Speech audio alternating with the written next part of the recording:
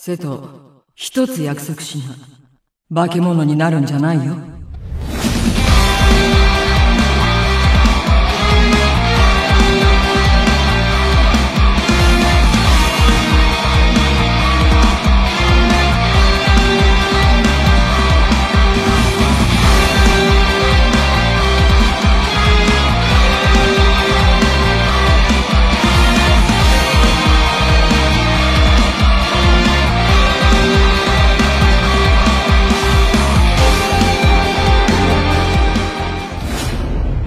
Honneur à vous les gars, j'espère que vous allez bien et bienvenue sur Fumigène. Review du chapitre 135 de Radiant qui s'appelle l'escadron des nuages. Le chapitre 134 nous avait laissé justement sur cette attaque de l'escadron des nuages sur trois petits sorciers qui sont manipulés par Perséone et Hadès.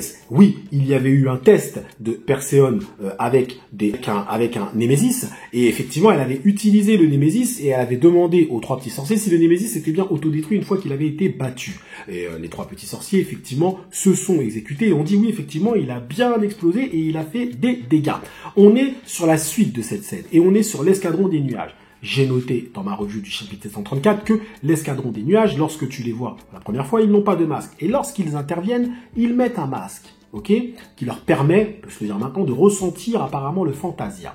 Et oui, mais attention, ils ont caché ce masque, on verra plus tard dans les autres chapitres. Donc ils entrent en action. Ils étaient déjà apparus, vous savez, lors de la parade de la nomination de Ulmina. Mais on les avait pas vus vraiment combattre parce qu'ils avaient été bloqués. Ils vont très rapidement se défaire de ces trois Domitors, ok.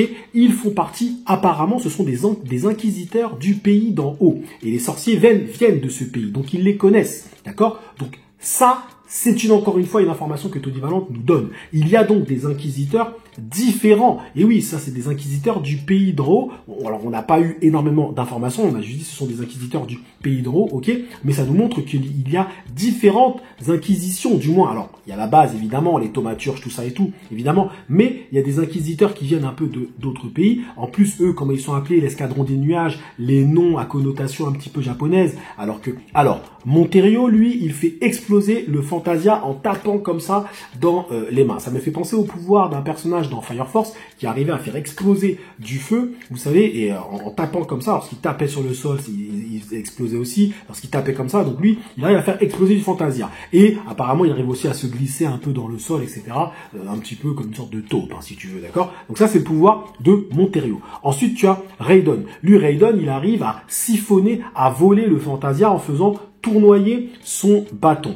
Et ensuite, tu as Rini qui, elle, arrive à rediriger les charges de Fantasia que Raiden a emmagasinées via des petits médaillons. C'est-à-dire qu'elle appose un médaillon, par exemple, sur ton dos, et le Fantasia de Raiden, elle arrive à le canaliser, le faire exploser sur ton dos. Donc, tu sens que cet escadron, ils ont quand même, on va dire, ils se complètent. Ils se complètent plutôt bien. À noter quand même l'imagination, la belle imagination de Tony Valente sur ces trois personnages-là. J'ai trouvé, encore une fois, qu'on commence petit à petit à avoir vraiment des pouvoirs.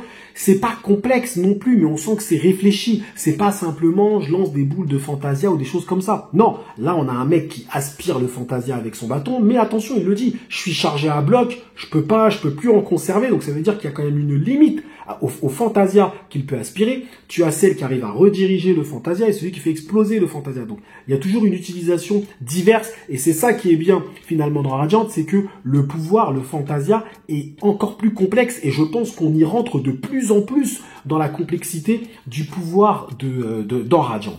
Donc ça, j'apprécie vraiment beaucoup. Ensuite, tu as Enga qui arrive et comme je vous l'ai dit, à ce moment précis, lorsqu'ils vont voir Enga, ils vont cacher leur masque. Leur masque, semble-t-il, leur permet de ressentir un petit peu le Fantasia. Et c'est comme ça qu'ils ont trouvé les trois sorciers manipulés par Perséone. Et quand on va leur poser la question, ils vont mentir, très clairement. Ils ne vont pas expliquer qu'ils ont la capacité de ressentir un petit peu le Fantasia d'une certaine façon. Et donc, c'est comme ça qu'ils ont trouvé un peu ces trois sorciers. Vous voyez ce que je veux dire? Donc, c'est pas encore bien clair, bien expliqué, mais est-ce qu'ils arrivent à ressentir les types de Fantasia et tout? Est-ce que Tony Valente rentrerait dans ce genre de choses? C'est un peu comme Dragon Ball, où Goku arrivait à ressentir le ki de Gohan, mais il le différencie du ki de Piccolo. Est-ce que il y a une nature de Fantasia? Est-ce qu'ils arrivent à aller jusque-là? Mais en tout cas, on est dans un masque qui leur sert à ressentir, évidemment, les fluctuations du Fantasia. Mais ils ne veulent pas que ce masque tombe entre les mains de l'Inquisition, du moins l'Inquisition actuelle. Ça prouve que on est face à des personnes, on ne sait pas trop dans quel camp les placer. En vrai de vrai. Bah oui, parce que là, ils n'ont pas donné la véritable info à Enga, ils lui ont menti, factuellement parlant. Dites-moi en zone commentaire, selon vous, pourquoi l'escadron des nuages a menti à Enga. Parce que c'est la grosse info de ce chapitre en tout cas. Ensuite, on passe sur un petit passage entre Perséone et Hadès. Et comme Hadès sera la clé de cette histoire avec le plan Tartaros, et j'ai fait une vidéo sur le plan Tartaros, selon moi, Tartaros, c'est un plan, etc., mais c'est aussi un Némésis. Ça serait, selon moi, selon ma théorie, un Némésis source, ou du moins un Némésis primordial, et on voit que Hadès arrive, pourquoi pas, à posséder des corps. Est-ce que Hadès n'essaierait pas de posséder le corps de Tartaros ? Vous voyez ce que je veux dire? C'est peut-être ça aussi, hein, ou peut-être d'en faire son Némésis, je sais pas. Mais en tout cas, le Hadès qu'on voit là, ce n'est pas Hadès. D'accord? Parce que personne lui dit quand est-ce qu'on verra le vrai vous, le véritable vous, le vrai vous. Donc je pense que Hadès sera un ennemi, lui, fil rouge, hein, les frérots. Surveillez bien Hadès. Hadès ne partira pas tout de suite comme ça, je vous dis. Hein. Tony Valente, il va l'utiliser, le réutiliser, parce qu'on sent qu'il a vraiment quelque chose. Il raconte quelque chose, Hadès. Clairement, simplement. Du moins, ça serait dommage de ne pas le réutiliser, en tout cas, plus tard. Ok. Donc j'apprécie évidemment cette petite discussion qui fait augmenter l'intrigue autour de Hadès, autour de Perséone aussi également. D'ailleurs, j'adore le chara-design de Perséone. Incroyable. Et même au passage, j'en ai pas parlé, c'est un tort de ma part dans les autres reviews, mais encore une fois, belle recherche de Tony Valente sur les chara-design. Prenez ne serait-ce que l'escadron des nuages, regardez le nombre de détails qu'il y a sur les personnages. Les frérots, je le dis clairement, même actuellement, les bons shonen que je lis, il n'y a pas des personnages aussi détaillés en termes de chara-design. Il y a une véritable recherche, ne serait-ce que sur l'escadron des nuages. Regardez Perséone, tous les détails. Franchement, Radiant, si l'animé continue, parce que je crois qu'ils ont fait que 2 saisons, les animateurs, ils vont galérer. Parce que vraiment, les chara-design de Tony Valente deviennent de plus en plus précis. À noter, c'est un tort de ma part, le trait de Tony Valente est vraiment très très bon. Il s'améliore scénaristiquement, au niveau de la narration, mais aussi au niveau de son trait. On ne le dit pas assez souvent. Et moi, je le dis aujourd'hui. Donc bref, petite scène entre Okoho et Seth. Moi, ce petit couple, je l'aime bien. Je vous avoue que là, Tony Valente, il a réussi à me faire tomber un petit peu, vous savez, dans le côté, on va dire, un petit peu gnangnan. Moi, j'apprécie de voir Okoho et Seth qui sont un petit peu en train de se chercher petit à petit comme ça. C'est mignon. C'est mignon, on peut se le dire, moi j'ai kiffé. Dites-moi vous en autres commentaires si vous kiffez aussi le couple Okoho-Seth, mais je trouve que ça raconte quelque chose de très intéressant. Franchement, il a choisi, je trouve qu'il a choisi le bon personnage. Okoho, c'est vraiment bien parce que elle est avec son Gizoni, elle raconte des choses. L'arc d'Okoho était très bon aussi, et avec Seth, je trouve qu'il y a quelque chose, ça match. Ça match clairement. Alors, les gens, je pense que les lecteurs lambda auraient dit ouais, ça sera avec Mélie, mais je pense que Tony Valente, justement, n'a pas choisi le classicisme avec Mélie, parce que vu que Mélie, c'est la première qu'il a rencontrée, etc., mais en fait, c'est pas du tout ça. La relation avec Mélie n'a rien à voir, et Mélie, elle est totalement dans un autre délire, un autre développement.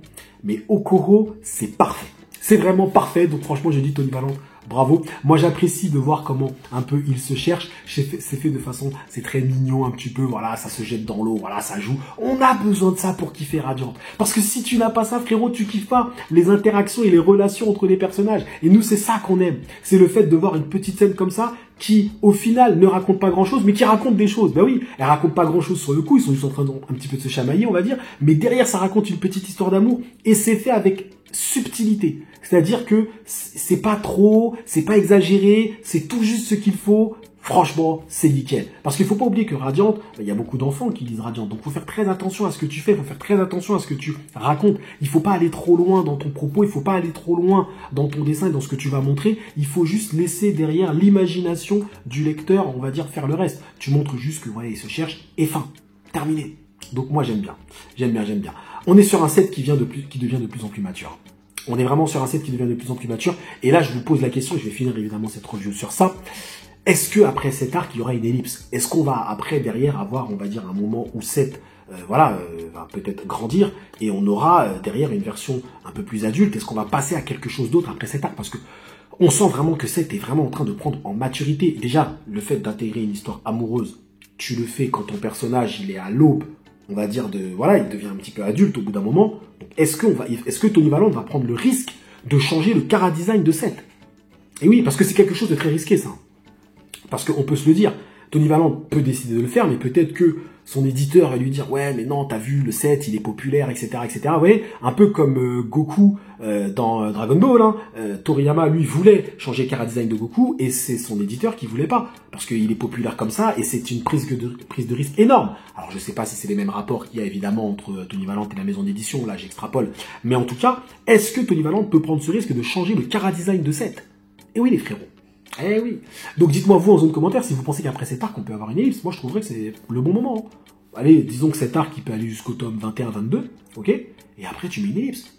Ça fait déjà 20 à 22 tomes avec le même chara-design, tu peux changer, hein. Clairement et simplement. Un peu comme on l'a vu avec Naruto. Naruto Shippuden, plus ou moins. Enfin bon. Dites-moi en zone commentaire ce que vous avez pensé de ce chapitre 135, l'escadron des nuages, leurs prestations. Moi j'ai apprécié, encore une fois, bon dessin, on comprend bien, c'était très dynamique, très fourni. J'ai apprécié la polyvalence des pouvoirs, j'apprécie la relation 7 et Oko aussi, petite relation amoureuse qui est en train de naître, et aussi le véritable Hades. Et c'est quoi le plan Tartaros? C'est quoi selon vous? Moi je dis que c'est un Némésis primordial, j'annonce les bails. Merci à vous d'avoir suivi cette petite review jusqu'au bout. Prenez soin de vous et que l'honneur soit avec Seth et Oko, évidemment.